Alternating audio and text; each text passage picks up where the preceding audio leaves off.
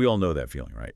Yeah. Trying to wrap your head around complex info, it can get well overwhelming. You just want the main points fast without drowning in details. Exactly. And that's what we're digging into today. We're looking at a really quite original learning approach called the AI-Enhanced Statistical Discovery Challenge. Yeah, and what's really interesting, I think, is how it kind of flips the script on traditional statistics lessons. Flips the script. How so? Well, instead of just, memorizing formulas, it uses generative AI. Okay, like AI that can chat, write text. Precisely. To help students genuinely engage with pretty sophisticated statistical concepts. It's quite neat, actually. Okay, so how does it work in practice? What do the students actually do?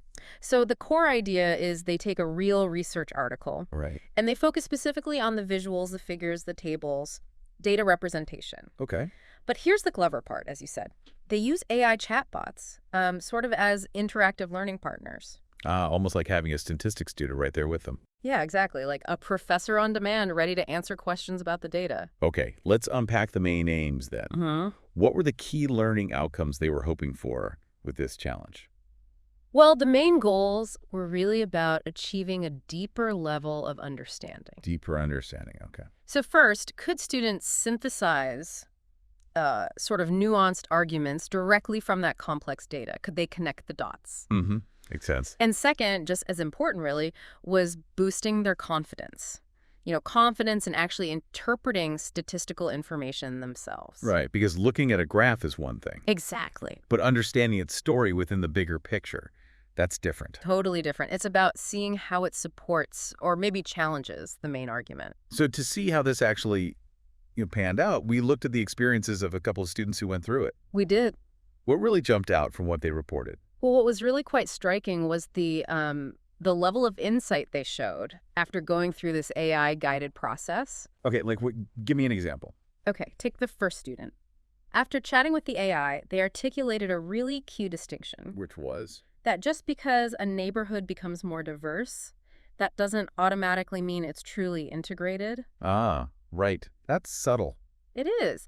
And the critical understanding they got, helped by the AI, was around this idea of racial turnover. Racial turnover. Meaning a place might look more diverse simply because one group is leaving as another arrives. It's a demographic shift, not necessarily genuine mixing or inclusion. Wow, okay. That's a much more complex picture than just more diversity is good. Absolutely. And how did the AI help them arrive at that specific insight? Well, this student actually mentioned that one of the AI models, Claude, I think it was, presented explanations like little lessons. Oh, interesting. Like structured teaching points. Yeah, which sounds like a really effective way to guide someone's thinking, right? And they also picked up that these demographic changes, they happened at different speeds in different areas. So another layer of complexity they grasped. Okay, so that's one student. What about the second one? Similar findings. A very similar level of nuanced understanding, yes. Their main takeaway was how the research article fundamentally challenged that common assumption. The assumption that diversity equals integration. Exactly that. They really highlighted the persistence of segregation even when diversity numbers are going up overall. That really does cut to the heart of it, doesn't it? We often just assume more diversity means things are automatically getting better in terms of integration. We do. It's a common narrative.